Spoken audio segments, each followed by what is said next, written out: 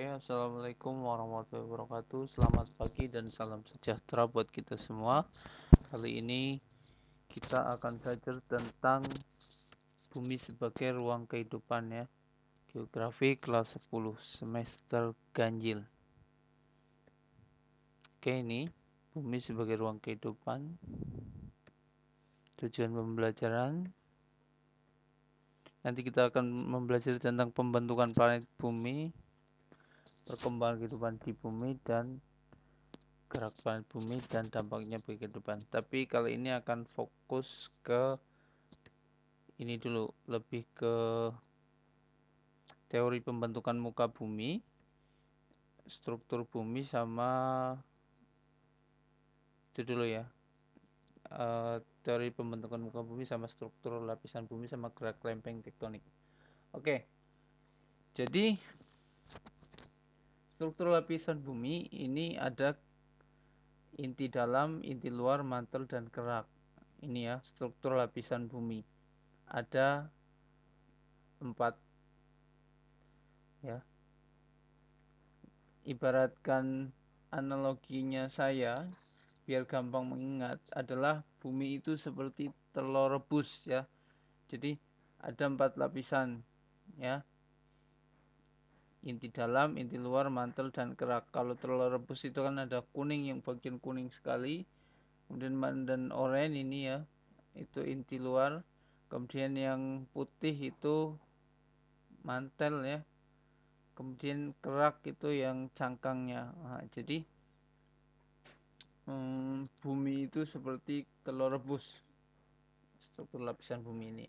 Kemudian pembentukan muka bumi, udah sejarah pembentukan muka bumi, udah ya. Kemudian teori pembentukan muka bumi ini ada 5. Kontraksi, terus teori 2 benua atau Laurasia dan Gondwana, kemudian teori apungan benua, continental drift, struktur lapisan bumi ini ya udah. Kemudian gerak lempeng tektonik ada 3, konvergen, divergen, dan sesar. Nanti kita bahas satu-satu.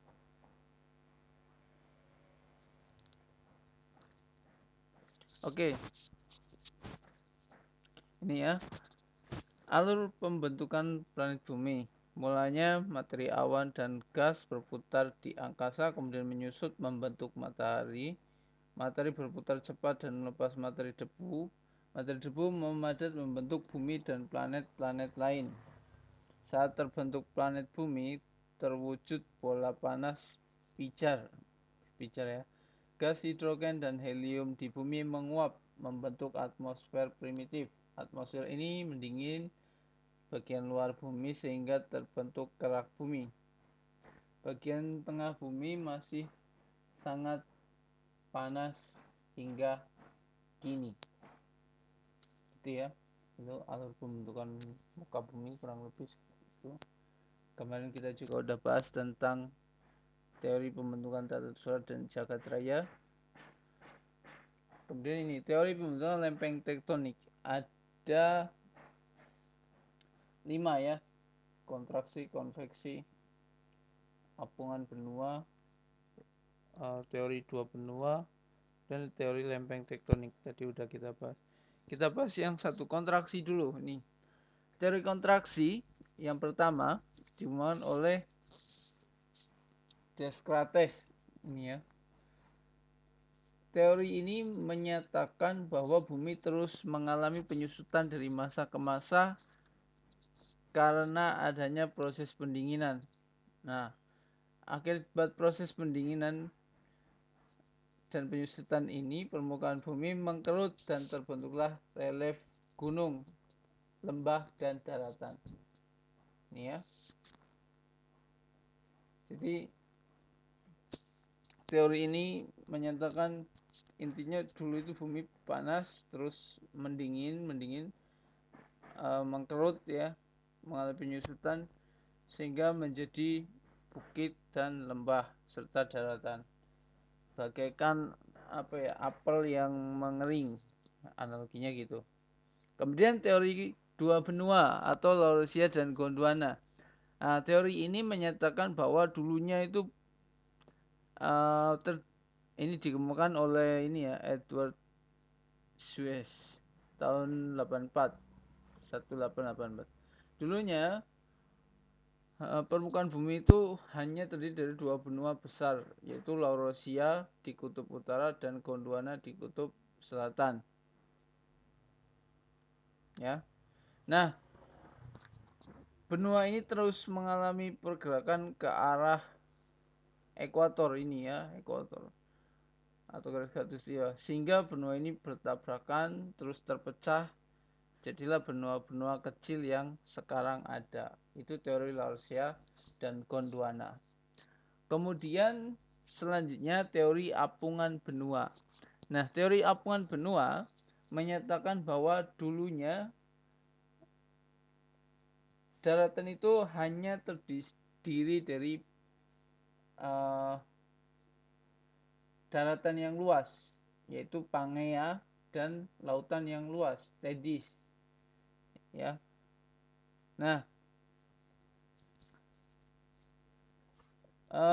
bumi ini tidak bersifat statis, tetapi selalu bergerak seiring dengan waktu. Pada zaman dahulu kala, semua benua di bumi tergabung ke dalam satu super benua. Ini ya, dulunya satu benua, terus karena pengaruh rotasi bumi, akhirnya terpecah jadi benua-benua yang saat ini ada. Itu teori apungan benua. Kemudian teori konveksi yang keempat. Ini teori ini menyatakan bahwa daratan yang saat ini ada terbentuk karena adanya arus konveksi, ya, aliran konveksi ke arah vertikal, ya, di dalam lapisan astenosfer yang agak kental. Aliran tersebut berpengaruh sampai ke kerak bumi yang ada di atasnya. Aliran konveksi yang merambat ke dalam kerak bumi menyebabkan batuan kerak bumi menjadi lunak. Ini ya, arus konveksi naik ke atas. Ini lapisan astenosfer ya, yang kental ya, lapisan mantel. Ada yang ke kanan, ada yang ke kiri, otomatis terjadilah daratan yang saat ini ada. Ini jadikan mid-ocean ridge. Oke, itu kemudian selanjutnya adalah teori lempeng tektonik. Nah, prinsip utama dari teori tektonik lempeng adalah bumi tersusun oleh lempeng-lempeng yang bergerak. Satu lempeng dapat berupa kerak samudra, kerak benua, atau gabungan dari kedua kerak tersebut. Nah, ini teori yang digunakan sampai saat ini, ya, yaitu teori lempeng tektonik. Jadi menyatakan bahwa di permukaan bumi ini, lapisan atas itu terdapat lempeng tektonik ya, terdiri dari lempeng-lempeng tektonik, baik lempeng benua, lempeng samudra maupun gabungan keduanya. Ya. Nah, lempeng tektonik, pergerakan lempeng tektonik ada 3 ini. 1, 2, 3. Kita bahas satu-satu. Gerak lempeng tektonik. Ada konvergen, divergen, dan transform atau sesar. Kalau divergen itu gerakan lempeng tektonik yang saling menjauh. Kalau konvergen adalah gerakan lempeng yang saling mendekat.